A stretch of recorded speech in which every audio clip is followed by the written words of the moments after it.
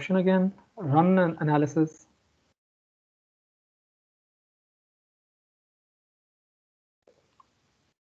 Let's just do some adjustments here.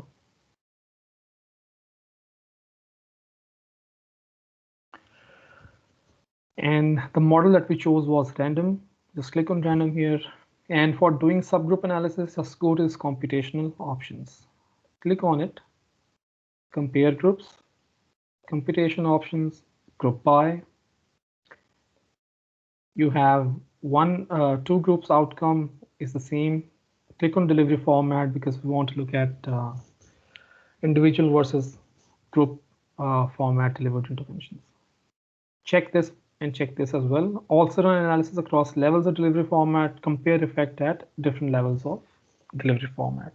So this will compare individual versus group level interventions and also give us the p-value and important statistics for it. Click OK. And this is a table that you will get. But this is not very intuitive. Let's go to click on the next table. And this is what it will give you. So what you will see here is the important thing here is that in the individual format interventions, there's only one study. This is the point estimate for it. So negative 1.745, right? In the group 1, 3 studies, and the point estimate is negative 0.242. And these are the confidence intervals for it. So you would see, just by comparing this, you would see that that one intervention in this individual group has much higher effect size than those that were delivered as a group. Then another important thing to consider is that you go to this heterogeneity column, look at I-squared, and you see that the interventions that have been lumped together in the group subgroup, in the subgroup of interventions delivered to groups, the I-squared is substantial, 93.125, while in the individual one, these are 0.000. So you would note that once we divided the interventions into individual and group based interventions, the I-squared in both of these subgroups is less than the total one. When we had run meta-analysis previously, the core analysis, you had seen that that I-squared value at that point was 97.85, and it was really substantial. And we were perplexed that, should we move on with meta-analysis or report subgroup analysis? So we can see here that, that not only is there a difference in effect sizes between these two groups, but there's also a difference in heterogeneity. So now we know that, at least some heterogeneity in our effect sizes is accounted for by lumping together these group and individual based interventions. You come to this mixed effects analysis again. Since you were doing random effects analysis, these are the point estimates that you will use, you will report in your paper. And these are the I-squared values that you will report in your paper. Tau squared values, you report these in your paper. And you mention the overall test of significance, the subgroup test, the test for significance in subgroup analysis. So that's this one. So you would note here that the p-value is 0.029, it's less than 0.05. So it means that there is some variation in effect size as well as heterogeneity between these two subgroups. So you give it as evidence for variables that may account for heterogeneity and that may present different effect sizes. So this is the first subgroup. I'm going to go back to the core meta-analysis now. Just click on computational options, compare groups, group by.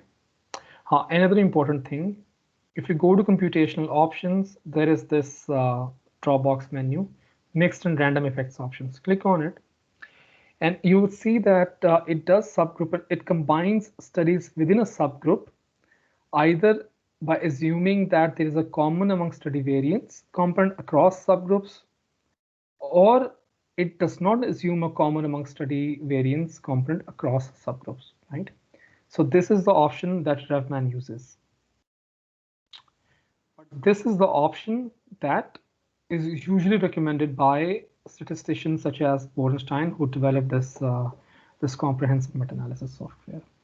And once you go into more details, then you will see that there's an option of combining subgroups. This is for combining studies. This is for combining subgroups to yield an overall effect. So what Pim Kuipers in his publications uses the criteria here is that you should combine subgroups using fixed effect models when the subgroups are fixed, right? Like, for example, it's coming from male and female gender subgroup. So you know that there are only two genders. For instance, if you mention old or young, so you know that these are two groups. But if you're making subgroups based on countries and your data does not really have representation of all of the countries, some of the categories are missing, then you go for, or you have artificially created subgroups, then you use this random effects model. So in this case, let's just use a fixed effects model, because these are the only two formats that we know exist for intervention delivery. Let's go back to the core data analysis now. Go back to computational options, click on group by, no grouping. So you get back to the main data analysis window. Now we're going to run a meta regression analysis in which we are going to see if there's any association between effect size of interventions and age of participants, intervention recipients. But please do keep in mind that this subgroup analysis and this meta regression analysis are really underpowered now because we only have 4 studies. Meta regression 2. Click on age. This is a variable that we're interested in. Add to main screen. I'll just close it now. Close this as well. Click on age. Run regression. So this is, let me just go back to the fixed form first. So the fixed model, it shows you that age is a significant variable that accounts for heterogeneity in the pooled effect size. P-value here is less than 0.001 or less than 0.05. It's statistically significant. And age has a positive value here, 0.12. So it means that by looking at the scatter plot, you would see that with increasing age, the effect size is improving. With decreasing age, the effect size is improving, because the more negative the standardized difference in means, the more improvement in depression the patient feels. So it has a negative trend. So as the age increases, the standardized difference in means is getting more positive. That means less improvement in depression.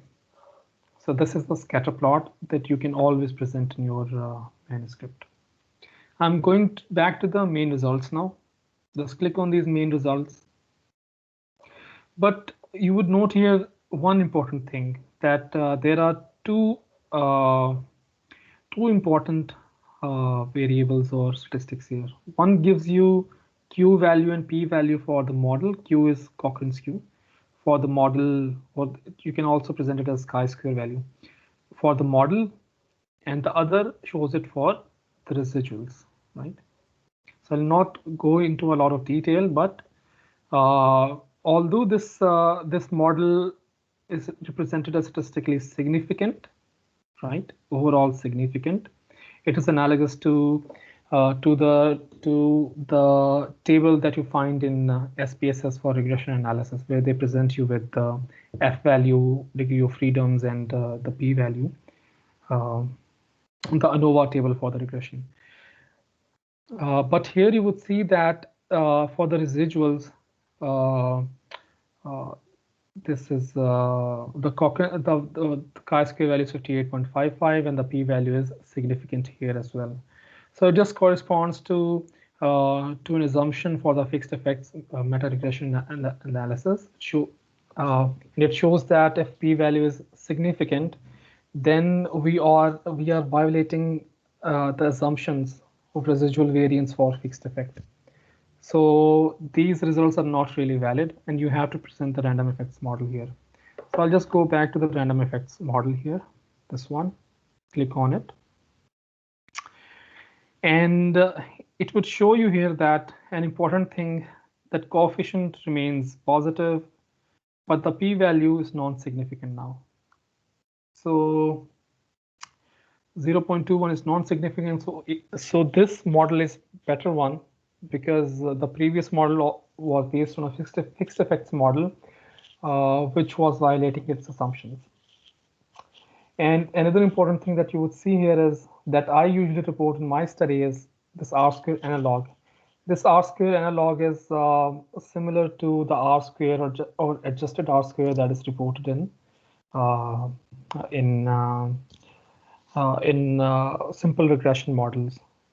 Which show that that so and so predictor accounts for this much variance in the model, right? In the variance in these scores. So here you can just interpret it as that age of participants accounted for, that this regression model accounted for 30% of variance in the effect size of the interventions. But this variable, but this age of participants as a variable is non-significant. It also gives you a lot of other values, such as simultaneous test that all coefficients are 0, goodness of fit test, right? So if the p-value is 0, the goodness of is significant, then the goodness of fit is not really good. So this concludes our meta-regression analysis. Important is to present this table, present the R-squared analog and the goodness of fit of this model, and couple it with the scatter plot. So you would see here that the scatter plot has become flat as compared to the previous scatter plot, which was in fixed effects model, and that showed a clear improvement in depression with decreasing age. It's not the case in random effects, because previously the fixed effects model was not really fulfilling its assumptions of residual variance. So this concludes our most of our analysis, and these are all of the analysis that you would see in any good systematic review and meta-analysis paper. But what I have seen is once people in low and middle income countries have learned meta-regression, the Europeans or the Westerners, they already introduced some new techniques. So the newer, the more advanced techniques that are being published or that are being worked on are the network meta-analysis, which so this traditional meta-analysis gives you direct evidence. It pools studies that have that give you direct data, right? But then we have other advanced modules, other advanced techniques, just network meta-analysis. Those kind of analysis can only be run in our module. We don't really have any user-friendly click and run method to run those sorts of analysis. So So network analysis is really good. It gives you indirect evidence related to different interventions as well, where you can compare two different therapies that have not been directly compared in randomized controlled trials. Another important update in meta-analysis methods is the use of individual patient data meta-analysis now, in which you can, rather than just extracting data from individual papers and inputting them in the software, you email the authors and get as many data sets as you can, and then run primary analysis on them using Stata or SAS, just like you run analysis for your epidemiological or intervention data sets. So that concludes our module. Now we still have 10 minutes. I know, although this software is really easy to use, it may seem daunting at first, but do remember that once you start practicing, it will become really easy. And I'm pretty sure that by the end of your systematic review and meta-analysis paper for PhD dissertation, you would already become experts in conducting meta-analysis, even meta-regression and subgroup analysis. So do we have any questions so far? Or it is the end of our end of the session. So I would appreciate if anyone has any questions. If you would like to get in touch through email afterwards, you're welcome to do so. You can either use my email or with STR Foundation or my email with University of Liverpool. I will be very happy to answer any questions. And one more thing, that this session is being recorded, so you can always use it as a resource afterwards if you get stuck in some while doing analysis. Where is the recording available? So Arsalan, he once we end the session, he always posts the link in the group, in the chat box. So if afterwards you just access this group, the systematic review group, a chat box will appear, and that chat box will have all of the links for all of the sessions. And if you are unable to access it because of the guest account, maybe because some fellows are having difficulty in it, I have asked Arslan to sort it out, to give the permission, or will share. If not able to, then he will share the OneDrive link maybe after downloading these videos and uploading on there. Yeah, he can share it with Google Drive as well, or Dropbox if you is not able to access it.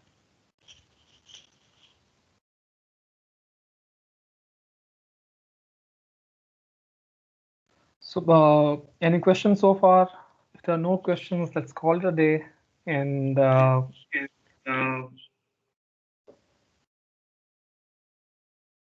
I just wanted to thank you for a wonderful presentation for the last 4 days. I've certainly learned a lot, and I'm sure that's true for the others as well. So thank you tremendously for your efforts. This has really been a wonderful presentation.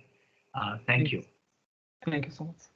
So let's call it a day, and I look forward to seeing you in during some other tutorial or during some other session, for example, in your PhD dissertation, and maybe in any other enhanced fellowship program that I may also be a part of as a student.